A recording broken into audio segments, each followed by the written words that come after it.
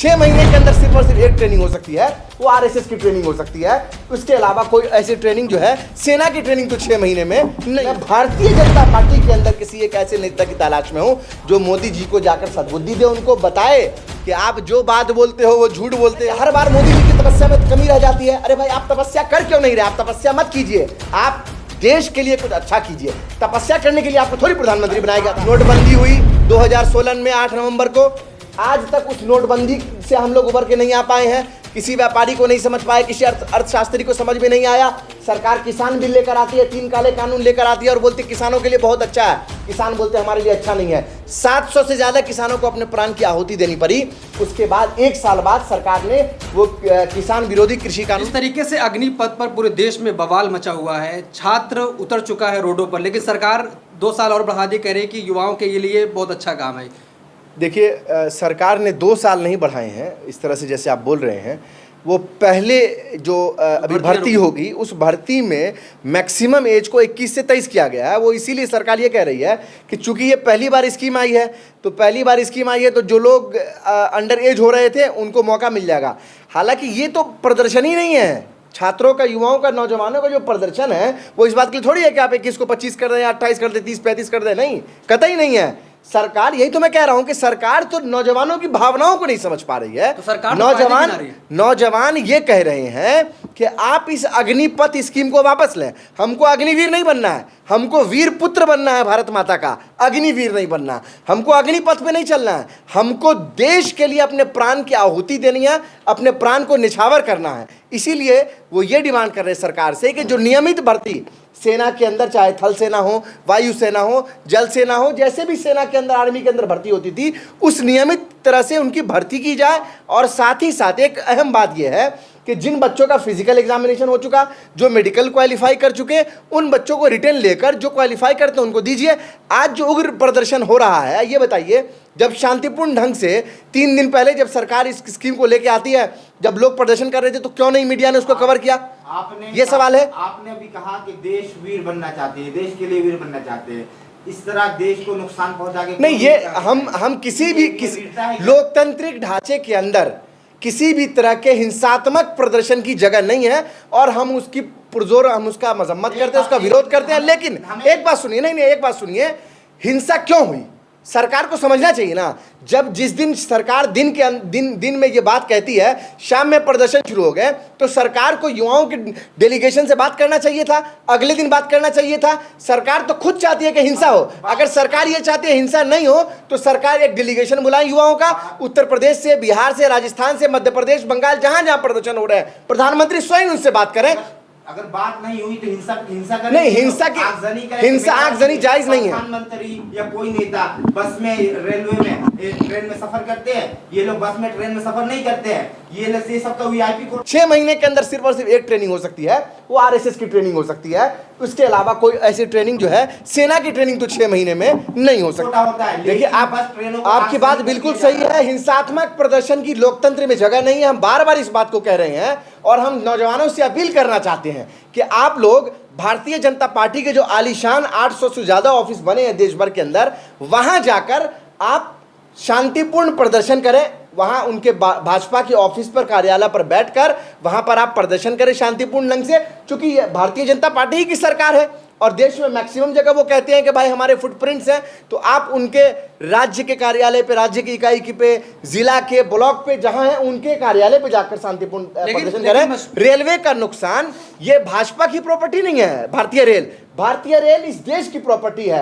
भारतीय रेल आज नुकसान में चल रहा है। अगर ट्रेन की एक बोगी भी जलती है, एक बोगी तो छोड़िए, एक सीट भी खराब होती है, तो वो हमारे पैसे से बना हुआ है, हमारा ही पैसा खराब हो रहा है। मैं हाथ जोड़कर अपील करता हूं कि हिंसात्मक प्रदर्शन ना करें। अगर आपको प्रदर्शन करना है तो आप सड़कों पर शांतिपूर्ण प्रदर्शन करें और भाजपा के ऑफिस के बाहर बैठकर शांतिपूर्ण ढंग से प्रदर्शन करें और ये बताएं कि हम जो है इसका विरोध करते हैं। लेकिन मशकूर उस्मानी साहब, 21 साल की उम्र में किसके पास इतने पैसे आ जाते हैं कि 12-15 लाख जमा पूंजी आप कर लेंगे? सरकार दे रही है, तो युवा क्यों नहीं मान रहे? सरकार दे रही है। क्या दे रही है सरकार ने 21 साल की उम्र में, बड़ी नौजवानी में, 21 साल में जब शादी करने की उम्र होती है तो आपको भूतपूर्व सैनिक कहा जाएगा, भूतपूर्व आपको अग्निपथ वीर कहा जाएगा। आप बताइए, मतलब 21 साल की उम्र, आप शादी का उम्र जो होता है उस उम्र पे आप रिटायर कर गए, 21 साल है ना भाई शादी का उम्र लड़कों का, तो उस पे आपको रिटायरमेंट मिल जाएगा।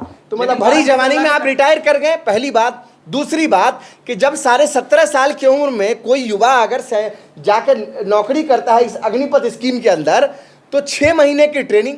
अब ये बताइए कि 6 महीने की ट्रेनिंग उस 4 साल में इंक्लूडेड है। कौन सी ऐसी सेना है विश्व के अंदर जो 6 महीने में अपने सैनिक को ट्रेन करती है? अरे रूटीन में 3 साल लगते हैं ट्रेनिंग में। तो हमको लगता है कि इस स्कीम के जरिए जो भी ट्रेनिंग होगी वो ट्रेनिंग पूरी तरह से मुकम्मल नहीं हो पाएगी। इसके साथ साथ जो 4 साल बाद जो लोग रिटायर हो जाएंगे उसमें 75% लोग जो है वो कहीं ना कहीं हो सकता है कि देश विरोधी गतिविधि में शामिल हो जाएं, कहीं माओवादियों के साथ मिल जाएं। उनको आपने हथियार की ट्रेनिंग दे रखी है, किसी ना किसी गलत ढंग से वो काम कर सकते हैं। और ऐसा मैं नहीं कह रहा हूँ, रक्षा विशेषज्ञ भी ऐसा कह रहे हैं कि ऐसे लोग जो ट्रेन पर्सन होंगे जिनको आर्मी की ट्रेनिंग 6 महीने की दी जाएगी, वो अगर बहक गए तो इससे देश का नुकसान होगा, देश की सीमाएं हमारी सुरक्षित नहीं रहेंगी।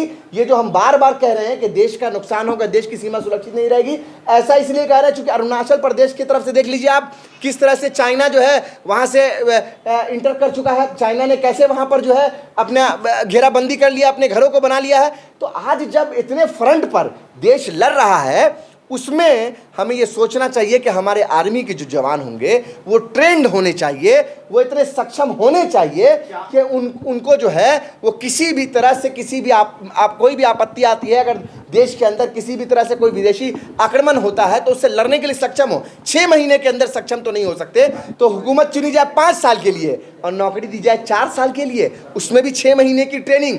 6 महीने के अंदर सिर्फ और सिर्फ एक ट्रेनिंग हो सकती है, वो RSS की ट्रेनिंग हो सकती है। उसके अलावा कोई ऐसी ट्रेनिंग जो है, सेना की ट्रेनिंग तो 6 महीने में नहीं हो सकती। बिल्कुल बात है बिहार से हुई है, तो क्या इस स्कीम की जो है ये सबसे ज़्यादा प्रभाव बिहार वालों पर है जो सबसे ज़्यादा? नहीं, ऐसा नहीं है। बिहार एक गरीब राज्य है और मुझे कहते हुए अफसोस होता है कि वहाँ पर एनडीए की सरकार लगातार पिछले 15 वर्षों से ज़्यादा से है, 17 वर्ष से ज़्यादा हो चुके हैं। तो मैं ये कहना चाहूँगा कि आज भी बिहार बीमारू राज्य है, आज भी बिहार गरीब राज्य है, आज भी बिहार के अंदर किसी तरह का आपको प्राइवेट सेक्टर में कोई जॉब नहीं है, कोई अच्छी कंपनी नहीं है, कोई रोज़गार के ज़रिए नहीं है। तो बिहार के गरीब नौजवान इस बात के लिए अपने आप को तैयार करते हैं, सालों साल उनके माता पिता तैयार करते हैं कि वो आने वाले समय में देश के लिए अपने सेवा को देंगे, वो आने वाले समय में जो है देश के लिए अपने प्राण को निछावर करेंगे। और बिहार की भूमि तो हमेशा से कर्मवीरों की भूमि रही है। बिहार की भूमि हमेशा से नौजवान जो वहाँ के हैं वो देश की आज़ादी की लड़ाई में अपने आप को समर्पित किए, लोहिया जेपी के आंदोलन में अपने आप को समर्पित किए, और उसके बाद जब जब इस मुल्क को ज़रूरत पड़ी है तब शहीद होने का काम किए हैं। तो वहाँ के नौजवान अपना रोज़गार भी खोजते हैं, देश प्रेम के अंदर रहते हैं, इसीलिए बिहार के नौजवान जो है वो लगातार पहले दिन से प्रदर्शन कर रहे हैं। ट्रेनें चल रही है मुश्किल उस्मानिया। जी, मैं यही तो कह रहा हूँ कि विरोध सबसे ज़्यादा बिहार और उत्तर प्रदेश से है, क्योंकि युवाओं की जो संख्या है, बेरोजगारियों की जो संख्या है उत्तर प्रदेश और बिहार में, चूंकि आबादी भी सबसे ज़्यादा उत्तर प्रदेश, बिहार, राजस्थान में है, इन्हीं राज्यों में सबसे ज़्यादा युवा भी हैं। और इन राज्य के युवा जो है वो हमेशा देश प्रेम में आगे रहते हैं, हमेशा जो है कॉम्पिटिटिव एग्ज़ाम की तैयारी करते रहते हैं।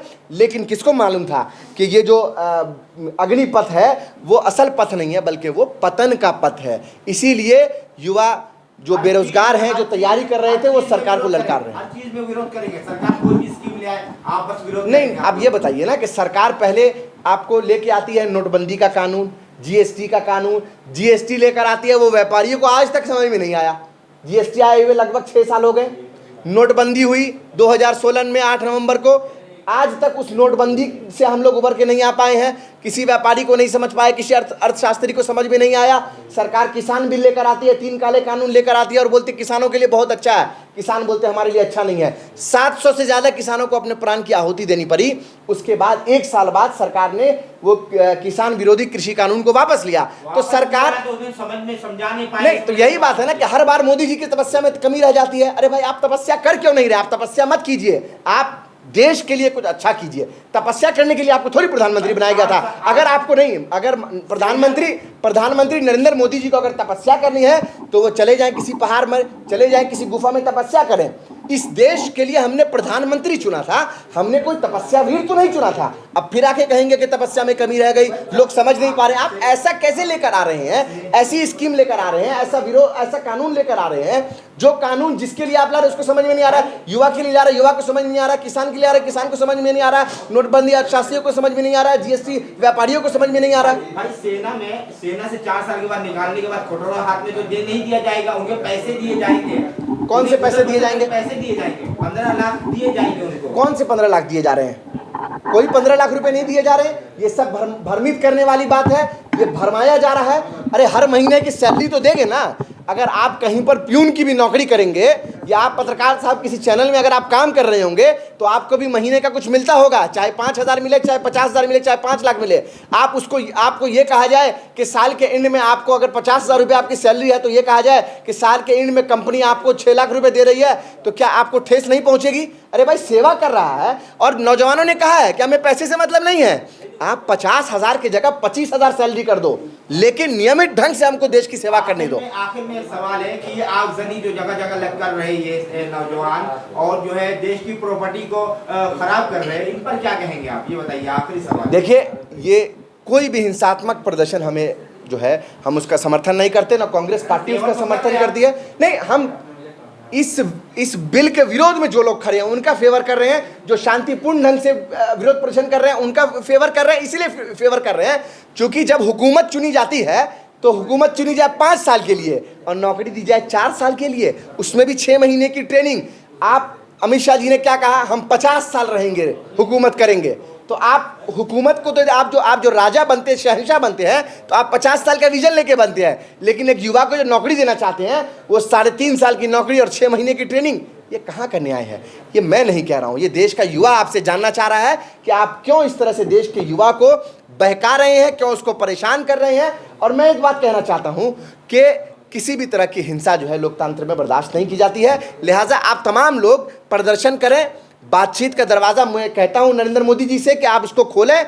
और नरेंद्र मोदी जी तो कहते हैं हम तो युवाओं से संवाद करना चाहते, कैमरा बड़का बड़का कैमरा लगा के और प्रोजेक्टर लगा के बात करते थे किसान से, युवा से। क्या हुआ आज?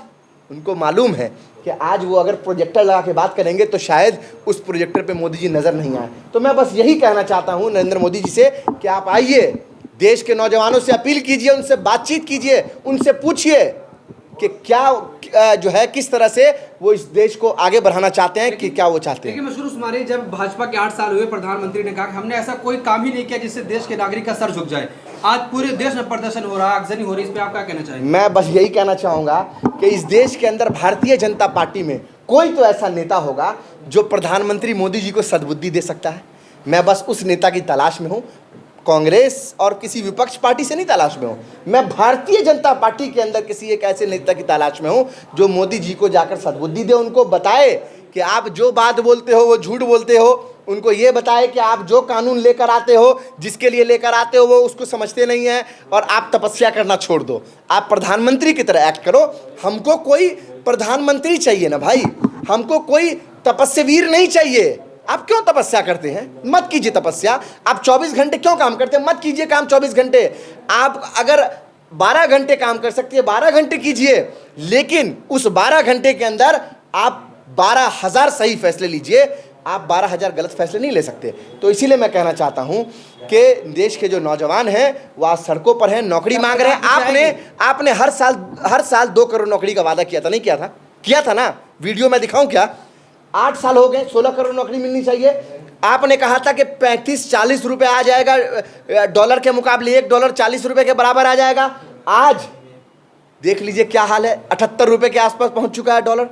आपने कहा था कि पेट्रोल और डीजल तो 50 रुपए के अंदर आ जाएगा। आज डीजल 100 के पार, पेट्रोल 120 के आसपास, रसोई गैस के दाम डबल ट्रिपल हो गए। तो ये कौन देगा? ये जुमलेबाजी जो नरेंद्र मोदी जी करके आए थे 2013 में और 14 में, आज उन तमाम जुमलों को उनको बताने चाहिए कि क्यों वो विफल हो गए, क्यों वो फेल हो गए, क्यों नौजवान उनको लेकर आए थे। वो खुद कहते थे कि भाई नौजवान हमको लेकर आए हैं। मतलब मोदी जी तो 70-71 साल की उम्र में भी रिटायर नहीं होंगे, देश के प्रधानमंत्री बने रहेंगे। भारतीय जनता पार्टी में और कोई आदमी नहीं है इतना कि वो कोई और प्रधानमंत्री बन जाए, 70 साल में भी वो प्रधानमंत्री रहेंगे। लेकिन 21 साल में देश का युवा रिटायर हो जाएगा, रिटायरमेंट झेलेगा। क्या सरकार वापस अपना फैसला लेगी? लेना पड़ेगा सरकार को। हमारे नेता आदरणीय राहुल जी ने कुछ महीने पहले ही एक बात कही थी कि बहुत जल्द वो दिन आएगा जब लोग इनके मंत्रियों के पास, इनके मुख्यमंत्रियों के पास दौड़ दौड़ कर जाएंगे और इनसे इनके गिरबान पकड़ के सवाल करेंगे। आज वही हो रहा है। बिहार के अंदर क्या हुआ, भारतीय जनता पार्टी के जो प्रदेश अध्यक्ष हैं, जो वर्तमान में एमपी और प्रदेश अध्यक्ष हैं, उनके घर पर भी तोड़फोड़ की खबर आ रही है। डिप्टी सीएम बिहार की रेणु जी हैं, उनके घर पर तोड़फोड़ की खबर आ रही है। नवादा के अंदर भाजपा के कार्यालय को जलाया गया, मधुबनी के अंदर, मधेपुरा के अंदर। हम इसका समर्थन नहीं करते, विरोध करते हैं, लेकिन हम चेतावनी दे रही हैं कि देश के युवाओं को आप परेशान करना छोड़िए। अगर आप परेशान करना नहीं छोड़े तो देश का युवा, मैं नहीं मालूम कि क्या कर जाएगा, चूंकि वो इमोशनल है, वो तराही मची हुई है। सालों साल से वो बेरोजगार है, एग्जाम देने के बाद उसको नौकरी नहीं मिल रही है। तो जब हताश होते हैं लोग तो कुछ भी करते हैं। मैं एक वीडियो देख रहा था, एक देश का युवा ये कह रहा है कि अगर हमको इसको वापस नहीं लिया गया तो हम लोग आतंकवादी बन जाएंगे। बताइए कितने शर्म की बात है कि जो लोग राष्ट्रवाद के नाम पर सरकार बनाते हैं, जो लोग राष्ट्रवाद के नाम पर सत्ता में आते हैं, आज उसी राष्ट्रवादी सरकार के सामने वो ललकारते हुए कह रहे हैं कि अगर इस बात को नहीं मानोगे तो हम आतंकवादी बन जाएंगे। खुल के, ऐसा भी नहीं कि चेहरा पे मास्क लगा लिया हो, कुछ नहीं, खुल के कह रहे हैं। तो ये शर्म की बात है भारतीय जनता पार्टी के लिए, नरेंद्र मोदी के लिए, अमित शाह जी के लिए और तमाम लोगों के लिए।